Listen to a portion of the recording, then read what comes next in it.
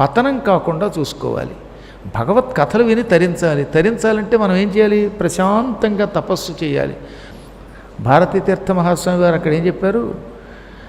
నీ కర్మలు నువ్వు సక్రమంగా ఆచరించకపోతే మళ్ళీ ఏ జంతువుగా పుడతావో ఆలోచించుకో. ఒకసారి బోర్డులు పెట్టారు అక్కడ, చూడండి, ఒకసారి చదవండి. ఏ జంతువు జన్మ వస్తుందో, అదృష్టం బాగుండి ఈ జన్మ పవిత్ర జన్మ వచ్చింది, ఈ జన్మని పాడు చేసుకుంటే నశించిపోతావు.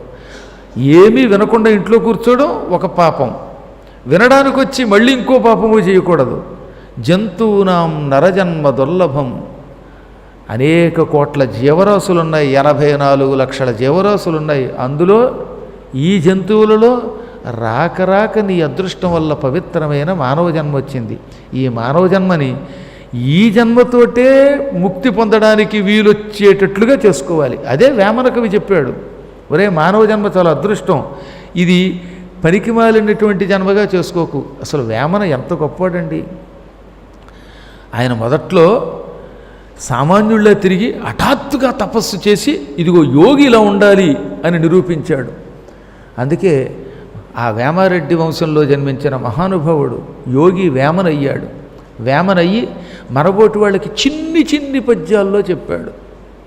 అంతరంగముందు అపరాధములు చేసి మంచి వానివలెను మనుదుడుండు, ఇతరులెరుగకున్న ఈశ్వరుడెరుగడా విశ్వదాభిరామ వినురవేమ. అంటే ఇంత తేలిక ఎవరన్నా చెప్పగలరా?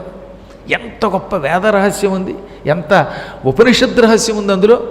పైకి నువ్వు మంచివాళ్ళ అలంకారం చేసి కూర్చుని ఉండొచ్చు కాక, బట్టలు వేసుకోవచ్చు కాక, ఇంకేదో చేయొచ్చు కాక, కానీ నీ లోపల అపరాధాలు చేసి మంచివాడిలా నటించినా అది ఎప్పటికీ సాగదు. ఇతరులకు తెలియకపోవచ్చు నీ లక్షణం, ఈశ్వరుడికి తెలుసు అన్నాడు ఆయన. అంటే తద్వారా మనస్సు పవిత్రంగా ఉండాలి, పై శరీర పవిత్రత కాదన్నాడు ఆయన. ఇలా ఎన్నెన్నో ఉన్నాయి. ఈ తత్వాలన్నీ తెలుసుకుని తద్వారా ఈ జన్మతోటే ముక్తి పొందడానికి ప్రయత్నించాలి.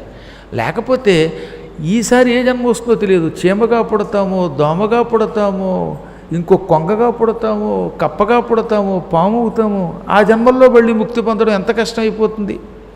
అలా పుట్టడం, పెరగడం, మళ్ళీ పుట్టడం, మళ్ళీ పెరగడం, మళ్ళీ చావడం, దీనివల్ల లాభం ఏముంది?